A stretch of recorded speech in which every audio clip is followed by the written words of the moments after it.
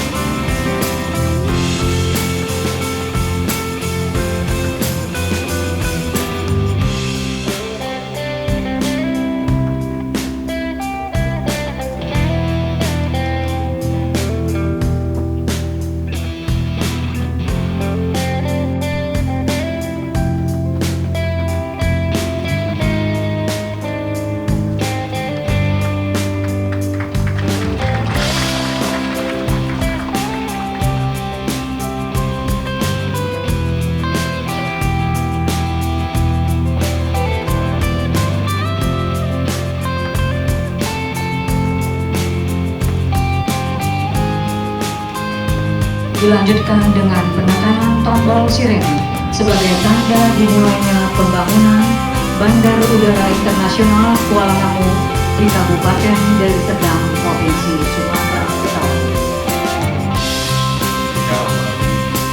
Assalamualaikum warahmatullahi wabarakatuh.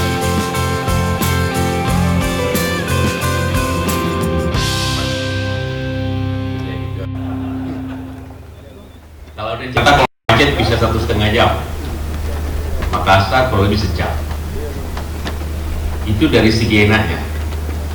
Tapi kita tak tahu semua, dari segi keamanan sudah sangat jauh, dari segi fasilitas seperti ditempatkan Saudara Menteri Perhubungan itu juga sudah sangat jauh sesuai kapasitasnya, sehingga memang tidak ada kemungkinan lain daripada untuk segera dibangun airport baru ini. Saya terkesima dan tentu lebih meyakini kita semua, dan juga sekaligus berterima kasih kepada Airport Medan pada saat tsunami. Bagaimana airport itu bekerja 24 jam dan bisa menimbulkan risiko yang tinggi tapi tetap dijalankan akibat ramainya flight yang 24 jam untuk membantu Aceh tersebut. Karena itu memang adalah keharusan untuk segera memulai pembangunan ini. Pada waktu saya Menteri Perhubungan dan Menteri BUMN saya bicara, banyak lagi pertanyaan, mau buat proposal, buat studi. Saya bilang, ini airport Polonia masih bisa nggak? Nggak bisa lagi. Masih aman nggak? Nggak bisa lagi. Kalau itu nggak usah studi lah, pindah aja. Itu nggak usah kita berpanjang-panjang cerita, pokoknya pindah saja. Toh sudah ada lahan, sudah ada sebagainya. Memang ada yang bertanya-tanya, ini dananya kan susah ini. Saya bilang di dunia ini tidak ada pembangunan yang paling mudah daripada airport. Karena airport di dunia setelah awal 2000-an itu boom. Karena penumpang begitu besar, tidak ada perkembangan pasar yang terbesar daripada airport. Sebaliknya penumpang kapal laut menurun dan airport naik terus. Artinya penghasilan airport itu menurun, naik. Hingga di mana-mana di dunia orang ingin beli airport. Karena itu saya bilang Angkasa Pura pasti kaya. Ya buat apa mencari APBN kalau yang mengoperasikannya kaya? Kasih aja di situ pembangunannya dulu kan. Jadi airport Medan ini paling gampang bangunnya. Ada modal airport. Kalau kemudian tahap berikutnya jual itu airport yang ada, selesai. Dua airport itu bisa dibikin seperti ini kalau itu dijalankan. Tidak ada susahnya sebenarnya membangun airport Medan ini. Cuma memang kita agak lambat memutuskan. Tidak susahnya sama sekali. Karena ada modal. Beda kalau di Makassar contohnya mau dipindahin, siapa yang mau beli di luar kota itu. Tapi ini kan kebetulan di pinggir kota di Medan ini, tempatnya wali kota ini. Jadi saya tanya berapa harga sih Medan itu? Wah, itu sekarang bisa jual antara 3 sampai 5 juta. Itu artinya bisa 10 triliun lebih itu harga. Nah, ini ongkos cuma 4 triliun. Jadi apa susahnya itu kan untuk ini. Jadi yang penting mulai saja lah. Jadi berapa modal? 1,2 mulai aja 1,2 itu. Jangan kayak mau pergi kawin lengkap rumah dulu, apa dulu, bikin mulai dulu. Setelah itu pasti ada tambahnya. Iya, negara tidak pernah masjid aja sampai walaupun tidak tanpa masjid bisa dibangun kan, atau gereja kan, apalagi airport yang dibutuhkan. Karena itu kita mulai dengan angkasa pura, jalanin, bikin sambil APBN jalan atau ke luar bayar setelah. Jadi saya pikir tidak ada nanti airport yang bangun yang utangnya langsung lunas setelah tahun keempat. Cuma ini airport nanti tahun keempat lunas, tidak ada utangnya panjang ya. Jadi tidak ada alasan. Kalau saya bilang pengusaha pinjam ke bank pun 100% tidak pernah dibangun airport, karena ada modal kita, bukan ini yang dihasilkan. Karena itu kita harus segera memulainya. Memang ini harus fast track karena harus sesuaikan semua pengalaman dan satu hal yang saya sampaikan dalam hubungan, kita sudah 60 tahun merdeka, asal bikin airport tanya sama orang asing apa bangsa ini. Maka di Jakarta bikin orang Perancis, Surabaya orang Jepang, Balikpapan orang Jepang, itu orang apa? Tidak ada lagi saya bilang airport harus kota Indonesia, otot Indonesia, harus bikin. Kalau tidak, kapan negeri ini bisa mengetahui masalahnya? Jadi yang dipakai arsitek Indonesia, masa bodoh ini? Saya bilang arsitek asing itu kadang-kadang malah tidak tahu kebutuhan kita. Yang karen, yang suatu airport yang kita hebat-hebatkan, ternyata shopping mallnya tidak ada, orang lain ada, dia tidak ada, lupa dia. Yang pertama, toiletnya, karena orang Prancis yang bikin, tingginya ke orang Prancis, terpaksa kita mau toilet terpaksa menjijit baru bisa apa. Ya kan lupa lihat itu ya, menjijit itu orang. Karena ini panggil ukuran Prancis. Apalagi ukuran saya mesti. Jadi pakai otak Indonesia, pakai kemampuan kita. Apa susahnya mas airport itu? Pakai kontraktor Indonesia.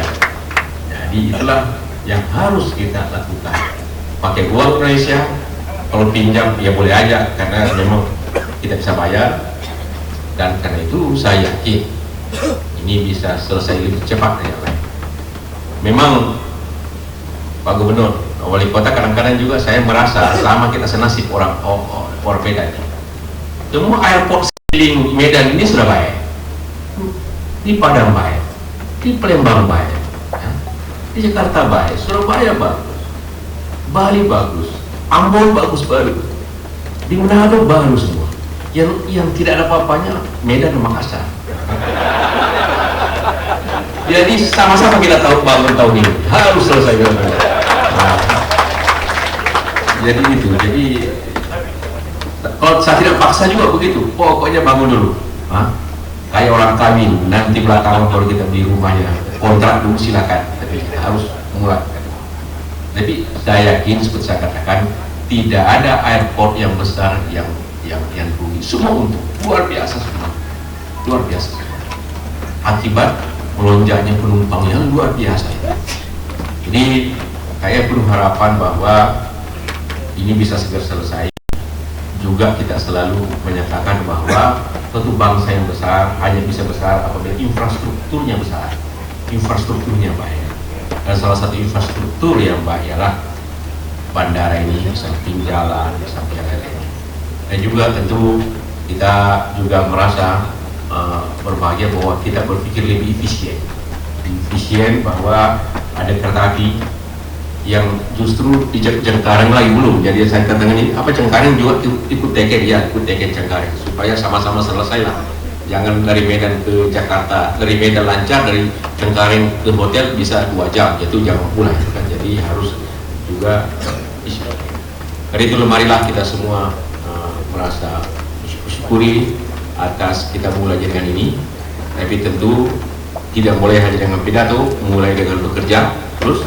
Memang ini fast track, perencanaannya juga harus bersamaan dengan segala macam perencanaan itu, dan itu insya Allah pada 3 tahun ya, 3 tahun Pak Ada ya, atau 3 tahun, berarti beliau masih menteri 3 tahun yang akan datang. Jadi kita janji dan BUMN sebenarnya ini berdua ini yang tanggung jawab, Menteri BUMN yang tanggung jawab, karena anggarannya dari BUMN, jadi haruslah, dan itu segera bisa jadi. Dan tentu kita semua akan datang lagi 3 tahun yang akan datang untuk meresmikan badan ini. Itulah harapan kita, mudah-mudahan semua ini dirahmati Allah Subhanahu wa taala. Billahi taufiq wal hidayah. Assalamualaikum warahmatullahi wabarakatuh.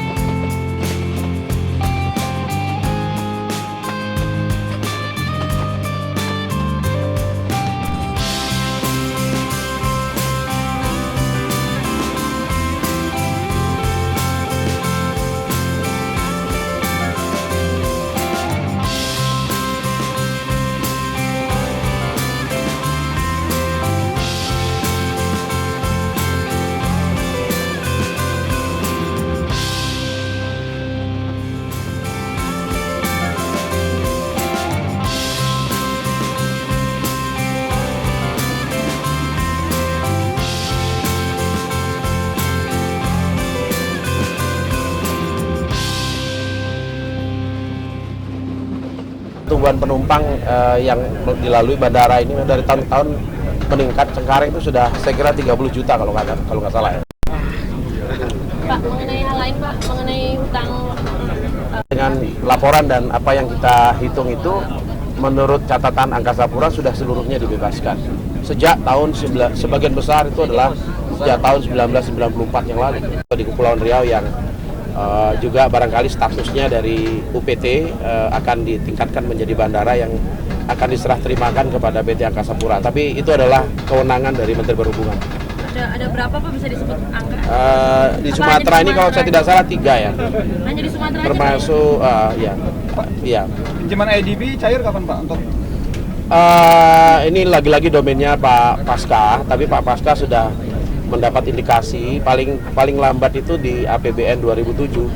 2007. Kita harapkan 2007. Karena kan ini physical construction yang paling utama kan untuk basic infrastructure itu bangun dengan dana 1,2 triliun. Saya kira aktivitinya sudah nanti paralel tahun depan itu sudah mulai dibangun untuk airside-nya, untuk runway.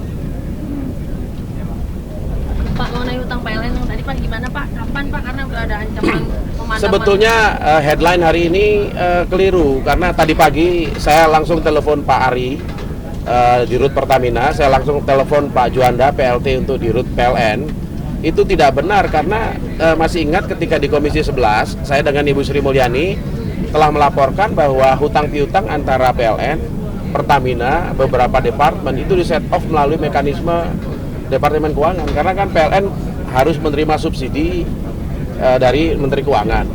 Sebaliknya PLN membeli solar dari Pertamina, sedangkan Pertamina menerima juga subsidi dari Departemen Keuangan. Jadi sebetulnya bisa di set off, dan itulah yang disepakati sehingga tidak ada cash flow. Saya kira itu ada kekeliruan di dalam rilis berita itu, dan Pak Ari mengatakan bahwa itu akan di-recall ya, bahwa itu salah. Tapi kan memang sebetulnya yang 3,1 triliun itu dalam bentuk set off itu. Kalau Enggak, outstanding tagihan Pertamina tidak kurang dari 19 triliun dan subsidi ke PLN kan juga pada dasarnya besar sekali. Setahun tuh sekira 42 triliun ya. Jadi kan hanya masalah timing difference, tapi kan tuh kantong kiri kantong kanan. Semua sumber pendanaannya kan dari Menteri Keuangan juga. jadi bukan cash ya Pak ya? Bukan cash, melalui settlement dari Departemen Keuangan. Karena Pertamina harus menerima subsidi dari pemerintah dan juga punya kewajiban kepada pemerintah dalam bentuk pajak dan bagi hasil. Kemudian PLN kewajiban